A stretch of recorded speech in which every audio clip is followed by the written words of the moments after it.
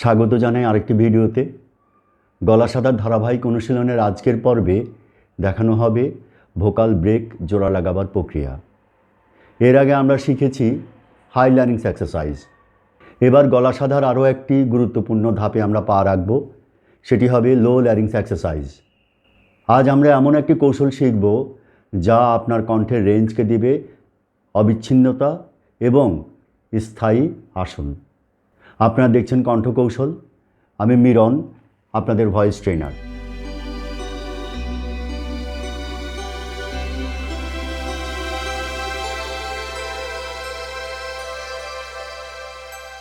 উচ্চ স্কেলের দিকে যাওয়ার সময় আপনার কণ্ঠ কি ভেঙে যায় বা ক্র্যাক করে?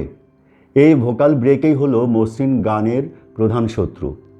আজ আমরা সেই ভাঙা স্বরকে জোড়া লাগাবো, যার নাম হবে লো ল্যারিংস এক্সারসাইজ, আর এটি গাওয়া হবে 1 অক্টেভ স্কেলে। এই 1 অক্টেভ স্কেলে হাই ল্যারিংস এক্সারসাইজের মাধ্যমে আমরা কণ্ঠের মূল ভিত্তি স্থাপন করেছি।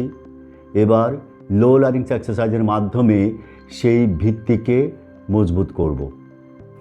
এই স্কেলে প্রতিটি ধ্বনির নিয়মিত চর্চার মাধ্যমে শ্বাস প্রশ্বাসের স্থিতিশীলতা নিশ্চিত করে এবং সম্পূর্ণ শরীরকে কণ্ঠের স্থায়ী ভিত্তি হিসাবে তৈরি করে।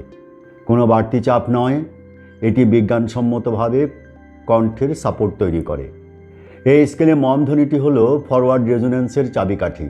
এটি আপনার ঠোঁট ও নাকের অগ্রভাগে কম্পন সৃষ্টি করে, যা কণ্ঠস্বরকে একটি নির্দিষ্ট ফোকাস দিতে শেখায়। শরীরকে ট্রেন করার প্রথম ধাপে এই ধ্বনি অপরিহার্য। আপনারা হয়তো ভাবছেন, কেন এই অনুশীলন? আসলে এই অনুশীলনে ল্যারিংসের তলার দিককার পেশি ল্যারিংসকে নিচের দিকে টেনে রাখে। ল্যারিংসকে নিচের দিকে টেনে রাখার ফলেও ঠিক হাই ল্যারিংসের মতোই ভোকাল কর্ড পাতলা ও চিকন হয় এবং এটি আপনার শব্দের গভীরতা বাড়ায়। কারণ হাই ল্যারিংস এক্সারসাইজে ভোকাল কর্ড উপরের দিকে লম্বা হতো, এখন লো ল্যারিংস এক্সারসাইজের কারণে ভোকাল কর্ড নিচের দিকে লম্বা হয়। এতে আপনার স্বর গভীরতা পায়। এই অনুশীলন যদি ঠিকমতো চর্চা করা হয় তবে এটি আপনাকে চেস্ট ভয়েস থেকে হেড ভয়েসে অবিচ্ছিন্ন স্বর উৎপাদন প্রক্রিয়ার অভিজ্ঞতা দেবে। অর্থাৎ আপনার গানে আর কোনো ভোকাল ব্রেক থাকবে না। পুরো নিচের অক্টেভ থেকে উপরের অক্টেভ পর্যন্ত একটি মসৃণ স্বর উৎপাদনে সহায়তা করবে। আগেই বলেছি, এটি গাওয়া হবে 1 অক্টেভ স্কেলে, আর 1 অক্টেভ স্কেলের ছকটি হলো সা গা পা, সা সা সা সা, পা গা সা।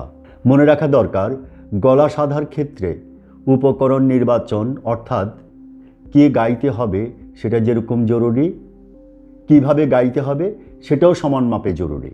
কারণ কোন উপকরণ দিয়ে কিভাবে গলা সাধবেন তার উপর নির্ভর করবে সেই গলা সাধার ফলাফল। গলা সাধার ধরন যদি যথাযথ না হয় তবে তার থেকে আশানুরূপ ফল পাওয়াটা মুশকিল।